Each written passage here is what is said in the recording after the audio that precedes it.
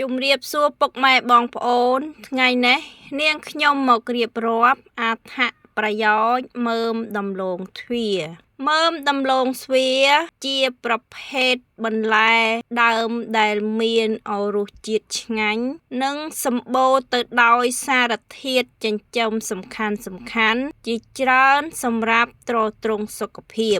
1. ជួយដល់សុខភាពភ្នែកដំឡូងទ្វារពិសេសប្រភេទដែលមានសាច់ពណ៌លឿងឬពណ៌ស្វាយសម្បូរទៅដោយសារធាតុបេតាខារ៉ូតែនដែលរាងកាយបំលែងទៅជាវីតាមីន A វាជួយការពារភ្នែកពីការខូចខាតនិងកាត់បន្ថយហានិភ័យនៃជំងឺភ្នែកឡើងបាយឬភ្នែកងងឹតមាន់ 2. ពង្រឹងប្រព័ន្ធការពាររាងកាយវីតាមីន A និងវីតាមីន C ដែលមាននៅក្នុងដំឡូងទ្វារមានតួនាទីយ៉ាងសំខាន់ក្នុងការបង្កើតកោសិកាឈាមស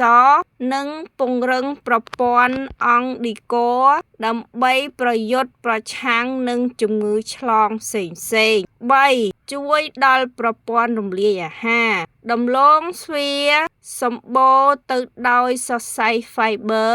ដែលជួយសម្រួលដល់ការកិនអាហារការពារទល់លាមកនិងទ្រទ្រង់បាក់តេរីល្អៗនៅក្នុងពោះវៀន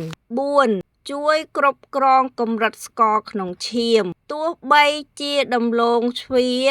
មានរសជាតិផ្អែមប៉ុន្តែវាមានសន្ទុះគ្លីស៊ីមិកទាបនិងមានសរសៃអាហារច្រើនដែលធ្វើឲ្យការបឺតស្រូបស្ករចូលក្នុងឈាមមានភាពយឺតយ៉ាវនិងជួយរក្សាកម្រិតស្ករឲ្យមានលំនឹង 5. ជួយកាត់បន្ថយសម្ពាធឈាមជាតិម៉ូតាខ្យូមនិងម៉ាញ៉ាខ្យូមនៅក្នុងដំឡូងទ្វារជួយសម្រួលដល់សរសៃឈាមកាត់បន្ថយកម្រិតជាតិប្រៃក្នុងរាងកាយនិងជួយឲ្យសម្ពាធឈាមដើរបានល្អ 6. ប្រឆាំងនឹងសារធាតុអុកស៊ីតកម្មសារធាតុអុកស៊ីតកម្មដូចជាមានច្រើនក្នុងដំឡូងទ្វារពណ៌ស្វាយជួយការពារកោសិកាពីការខូចខាតកាត់បន្ថយការរលាកនិងកាត់បន្ថយហានិភ័យនៃជំងឺមហារីកមួយចំនួនមិនតែប៉ុណ្ណោះដំឡូងទ្វារអាចធ្វើជាអាហារសម្រន់ដូចជាដំឡូងស្ងោរបង្អែម